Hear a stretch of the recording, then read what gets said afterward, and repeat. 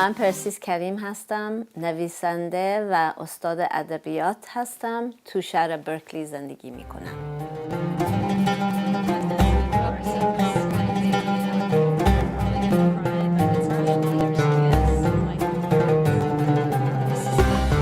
I'm a seeker of culture, I'm a seeker of connection. That I always feel that when I can connect with من جویای فرهنگ و ارتباط هستم و همیشه حس میکنم که وقتی میتونم با بقیه انسانها و طبیعت ارتباط برقرار کنم یه چیزی دارم که منو دوباره به زندگی برمیگردونه. My life is part of that river that I talked about.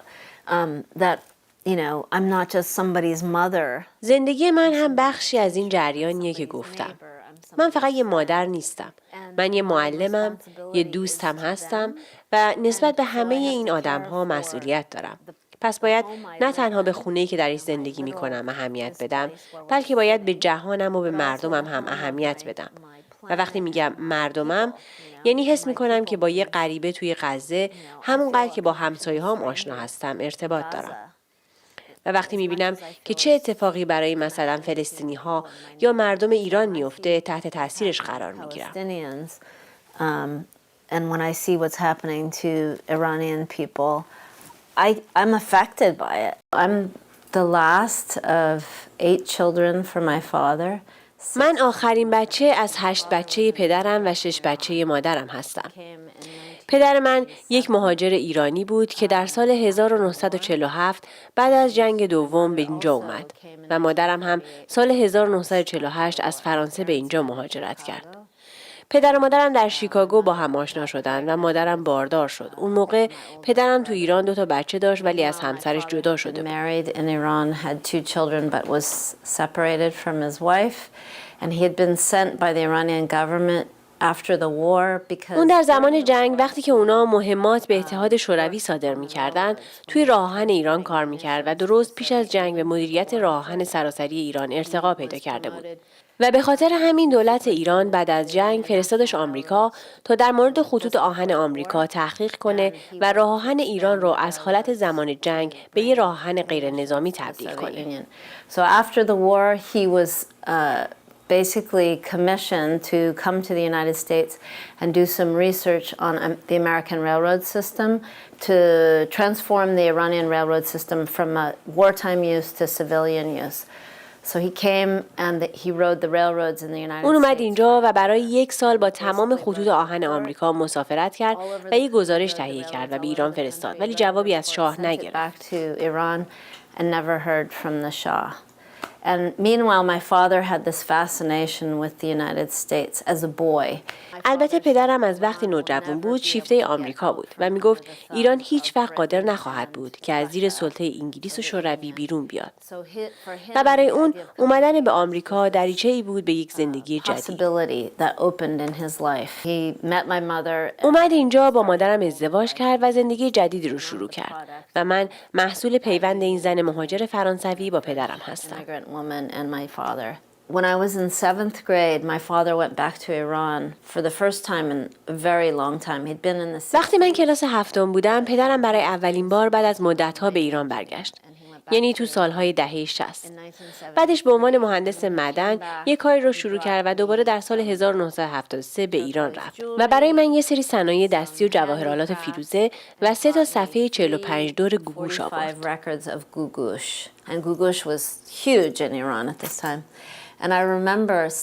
گوگوش در اون زمان در ایران غولی بود و من یادم میاد که تو خونمون وای میسادم و به این صفحه ها و صدای اون و اشعارش گوش میکردم بدون اینکه بفهمم چی میگه. یعنی فقط 4-5 کلمه فارسی میدونستم و با خودم میگفتم این کشور باید جای قشنگی باشه که تونسته یه همچین موسیقی و شور و شوقی ایجاد کنه. و یه جورایی این جرقه‌ای بود برای مرتبط کردن من با فرهنگ موروثی. In a way that sparked my initial interest in wanting to connect to my Iranian heritage.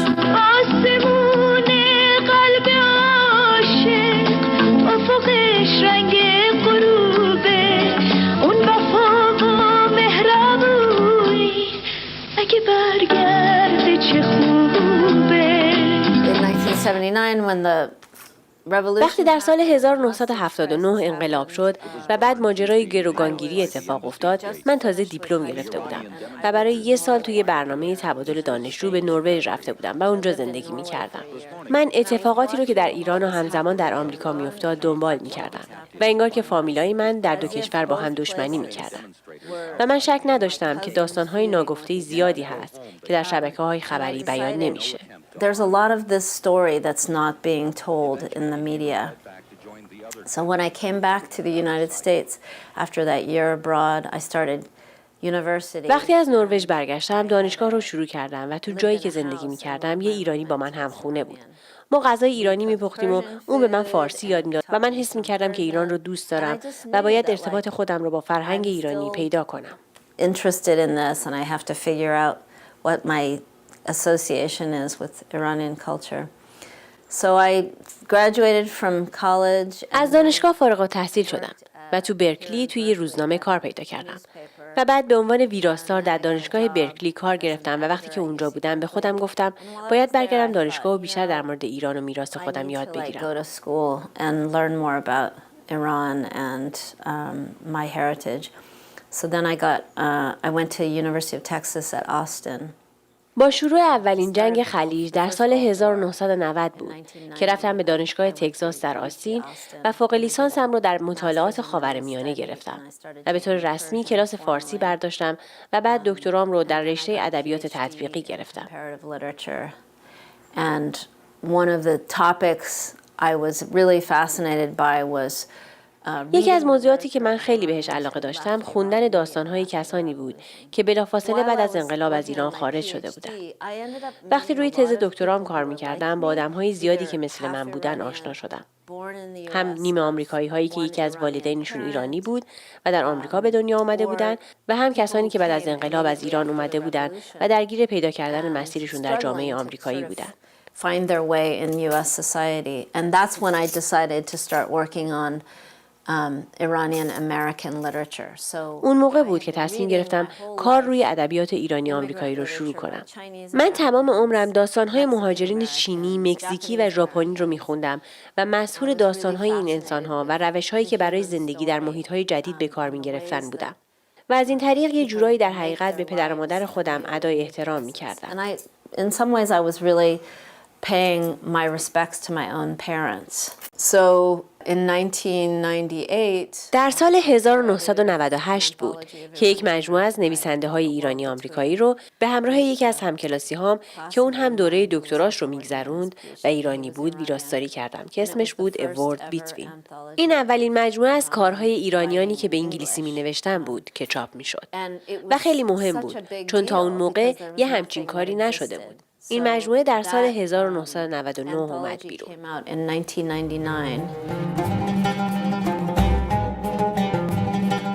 My father lived through World War I and through World War II.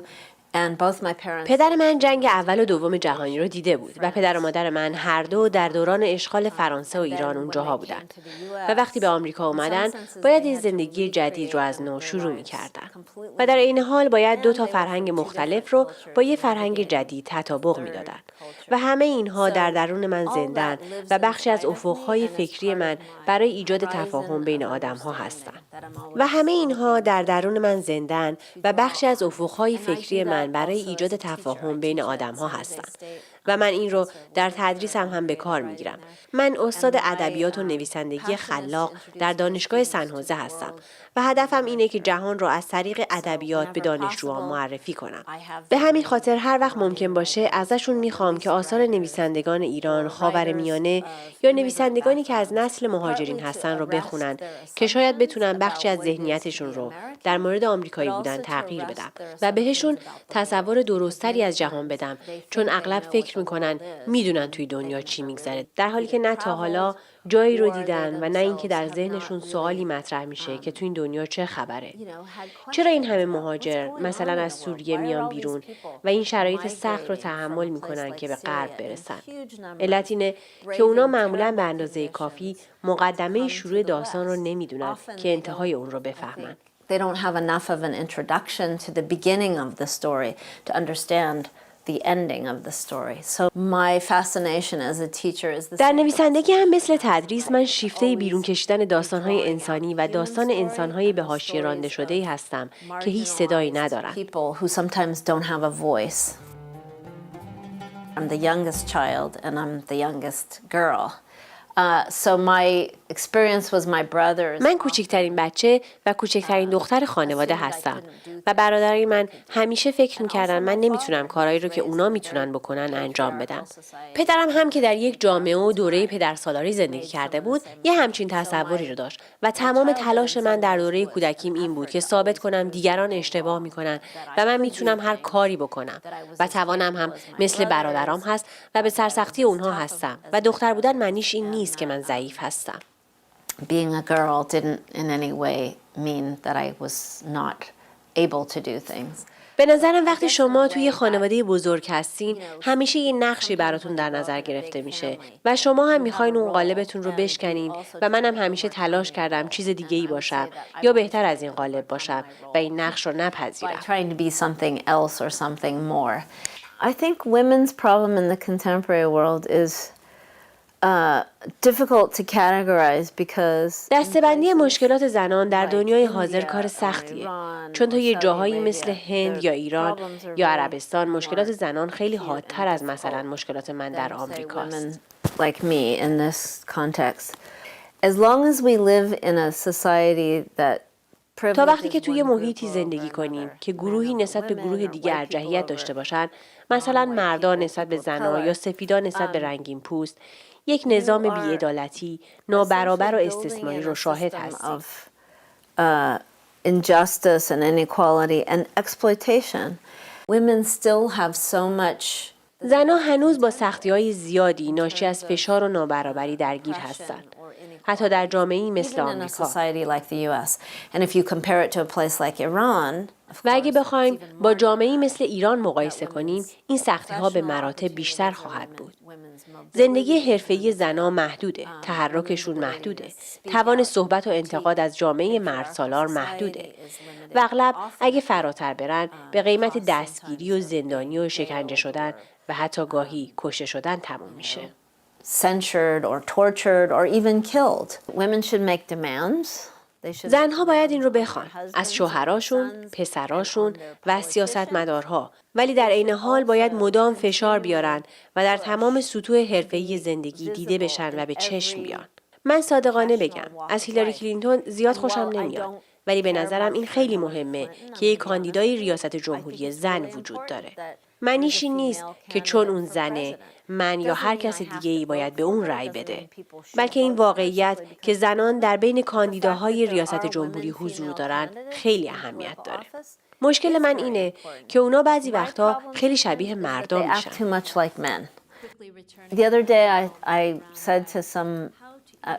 چند روز پیش با یه آقایی از دوستام صحبت می‌کردم و بهش گفتم به نظر من تو خیلی قابلیت‌های زنانه برجسته‌ای داری. اون بهش خیلی برخورد و گفت چی داری میگی؟ بهش گفتم ببین ما باید این تفکر رو که زنانگی و مردانگی یه چیز جنسیتیه و نه یه چیز احساسی و ادراکی بذاریم کنار. My son's a painter. I want to help him cultivate that because for me it's about stretching his perceptions. پسر من یه نقاشه و من بهش کمک میکنم این استعدادش رو بارور کنه، چون برای من این کار بسط دادن ادراکش به عنوان یه هنرمنده. همونقدر که خیلی از دوستاش با ورزش راحتن. To make beauty and that he feels comfortable with that. As comfortable as some of his peers are doing sports. My son doesn't. پسر من اهل ورزش نیست. ولی آیا این معنیش اینه که اون دگر باشه؟ نه، البته که نه. به نظر من ما باید این نقش زنانگی و مردانگی رو محدودش کنیم، طوری که آدم‌ها تحت فشار عصبی نباشن. زنها باید برای تحصیلات عالی تلاش کنن. زنها باید خواستهاشون رو اعمال کنن. باید بگن که مثلا حقوق جنسی حقوق بشره، حقوق زنان حقوق بشره و فقط حقوق زن نیست. و این چیزیه که زنان ایران در انجامش بسیار زیرک و ماهرن و البته برای این بهای زیادی پرداختن و من فکر میکنم که اونها تأثیر این حرکت و تلاششون رو دیدن. But I think that they have seen some impact about their struggle and their movement. شاید چون تشخیص دادن که این برای همه بده و این حرکت به مردا اجازه نمیده که نقش قدیمیشون رو که در موضع قدرت بودنه ادامه بدن. You know, people in power, people of privilege. It's ironic that in a place like Iran, این مسخره است که چهره‌های برجسته حوزه‌های شعر و هنر مردها بودن، در حالی که وقتی زنها میان و این کار رو میکنن به همون خوبی از پس این کار برمیان. They're doing just as wonderful things. We have to celebrate that idea that you can. ما باید خوشحال باشیم که آدما میتونن این احساس خودشون رو از هر جنسیت یا نژاد یا طبقه‌ای که باشن متعالی کنن. احتمالاً انجام یه همچین کاری در یه جایی مثل آمریکا راحت‌تر از ایرانه. ولی اینطور به نظر میاد که ما به مشکلات زنان و یا مشکلات مشهود زنان در جهان بیش از حد به عنوان مشکل فقط زنان نگاه میکنیم و نه مشکل جامعه و نمیبینیم که مردها هم از بودن در این شرایط ظالمانه آسیب میبینن. By being in an oppressive situation.